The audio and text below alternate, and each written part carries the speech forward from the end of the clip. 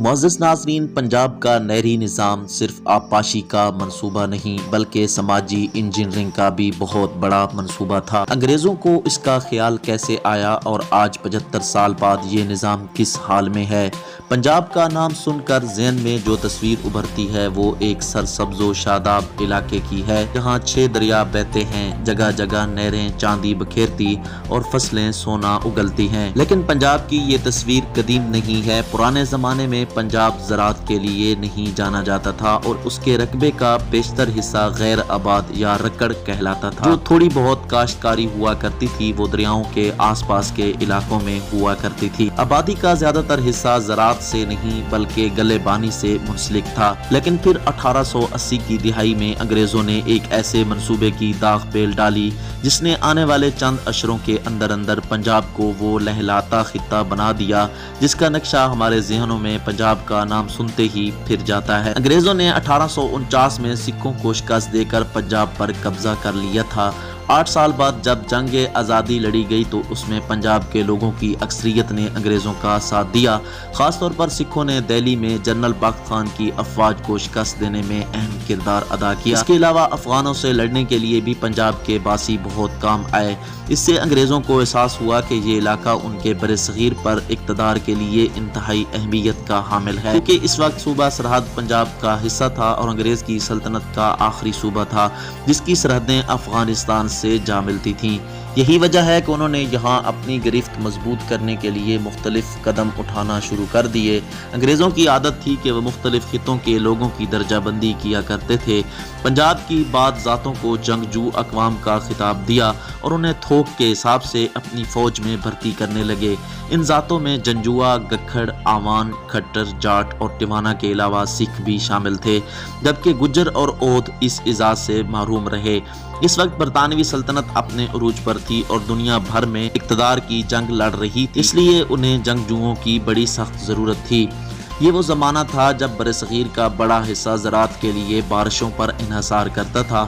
پنجاب کا مسئلہ یہ تھا کہ جوں جوں گلیات کے پہاڑوں سے نیچے جاتے ہیں بارشوں کا تناسب اسی حساب سے گھٹتا جاتا تھا، اس لیے یہاں کی زمین زرخیز ہونے کے باوجود بڑی حد تک بیابان کا منظر پیش کرتی تھی، کیونکہ دریاؤں کے درمیان کے علاقے جنہیں بار کہا جاتا تھا جیسے ساندل بار، نیلی بار وغیرہ تک کا پانی نہیں پہنچتا تھا۔ قانون کے مطابق یہ علاقے انگریز سرکار کی ملکیت تھے، اس لیے انہوں نے ان علاقوں کو آباد کرنے کی ٹھانی۔ انگریزوں کو ارضیاتی سروے سے معلوم ہوا کہ اس علاقے میں نہریں آسانی سے کھودی جا سکتی ہیں، کیونکہ پوٹھوہار کے بعد ایک بتدریج ڈھلوان ہے جو سندھ تک چلی جاتی ہے۔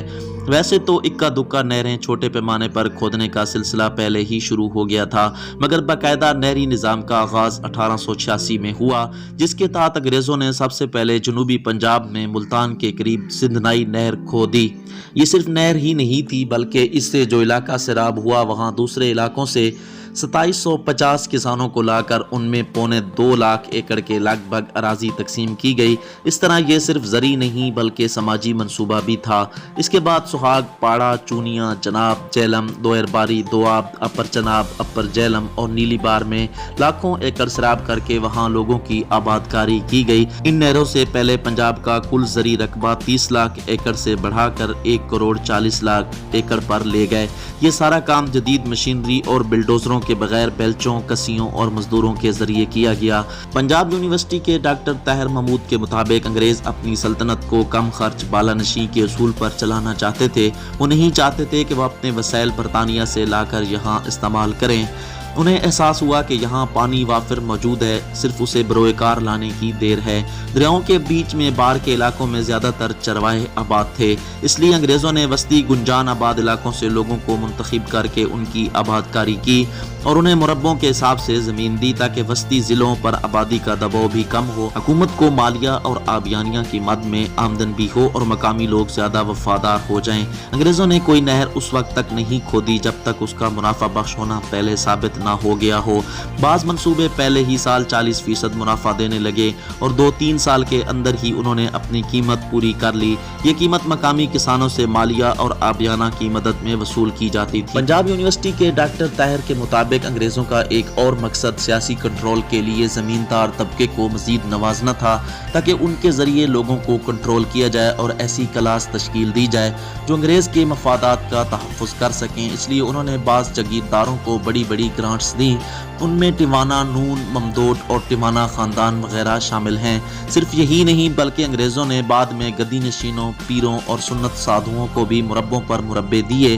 لوگوں کے ذہنوں کو کنٹرول کرنے کا یہ بھی ایک مؤثر طریقہ تھا۔ نہری نظام صرف زرعی منصوبہ نہیں تھا بلکہ اس کے ذریعے لاکھوں لوگوں کی آبادکاری کی گئی۔ ان لوگوں کے لیے نئے گاؤں بسائے گئے جنہیں چک کا نام دیا گیا۔ اس سے پہلے پنجاب کے گاؤں زیادہ تر پنڈ یا ڈھوک کہلاتے تھے۔ اس سے پہلے پنجاب کے پنڈوں کے نام روایتی ہوتے تھے۔ اب چکوں کے نام اسلام آباد کے سیکٹروں کی طرح ہندسوں اور حروف تہجی پر رکھے گئے، جیسے چک 481 جیم یا چک 45 جی ڈی۔